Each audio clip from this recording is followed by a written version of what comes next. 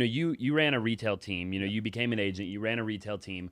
And you said it best, back before the mega teams were, the Jason Mitchells or the George Laughtons or the Ryan Serhants or whatever, right?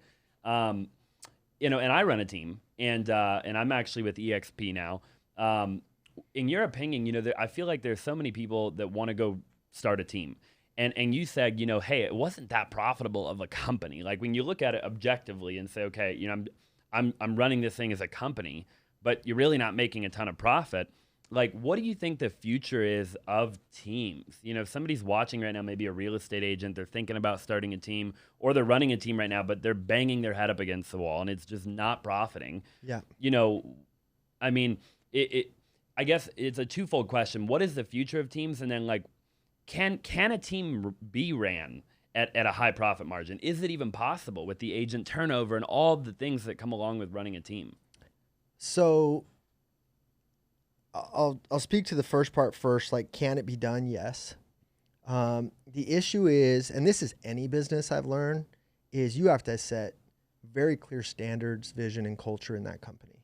And you have to know your value as a team leader on the front end. Because what I did, and I'm sure you did this in the beginning, is you gave like crazy splits because you didn't see yourself as valuable enough. So you're giving like a 10% or a 15 or a 20% split. Like they're taking 90%, 85, 10. And then you're supposed to go run G&E, marketing, rent, all this stuff on 10%. And the only way that works, and it masks, it hides the truth, is when you're still in production. So I was still in production. So I made a lot of money on my deals. There was a few 50-50 leads that kind of made sense.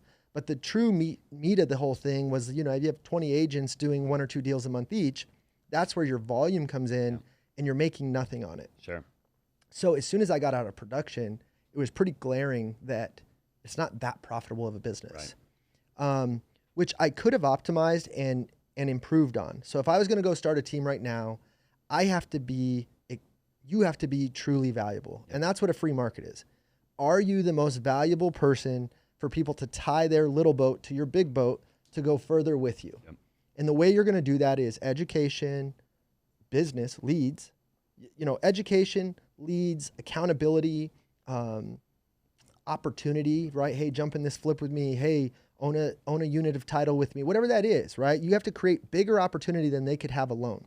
Otherwise, if I'm an agent and you're willing to do the work, just go do the work. Why I'm just gonna be a solo agent? Just keep your money. Why give up my commission?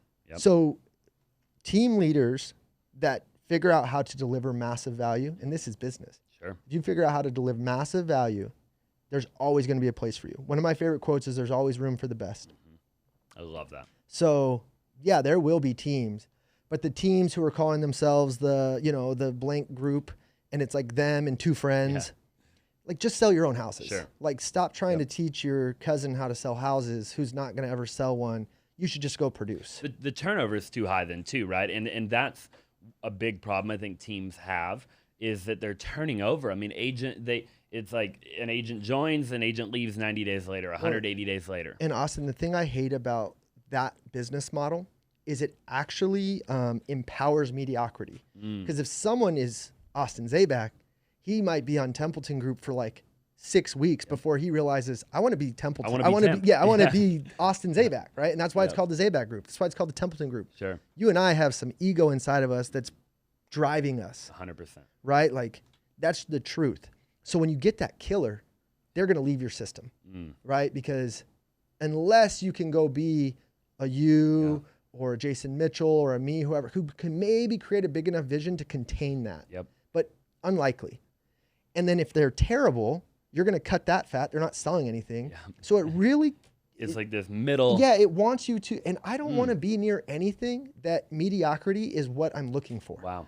I have no desire. I want to be around greatness. I want to be around people who think big, massive, efficient, powerful, intent. Like, I want... That's the energy... Because I'm a big energy guy. I'm a weird dude, right? I'm wearing a Bob Marley shirt here. Like, I am my own person and I know what I want. And people who are okay with I will not be around. Right. I will not spend time with them. I really love the way that you put that. It's so funny. There's multiple things that I'll touch on, but I've had 19 jobs. You've had 34. You and me are very similar in a lot of ways. Yeah. But anyways, I joined the Jason Mitchell group. By the way, Jason's a good friend of mine. I like Jason a lot. He's been on the show. And, I joined his team, I want to say, don't quote me, 2017 or something like that. And I was on his team for probably about 6 or 8 months. And I walked into his office one day and I said, "Hey, Jason, I got to leave. I got to leave, right?" And he's like, "How come?" And I said, "Because I want to be you. And I can't be you if I'm on your team."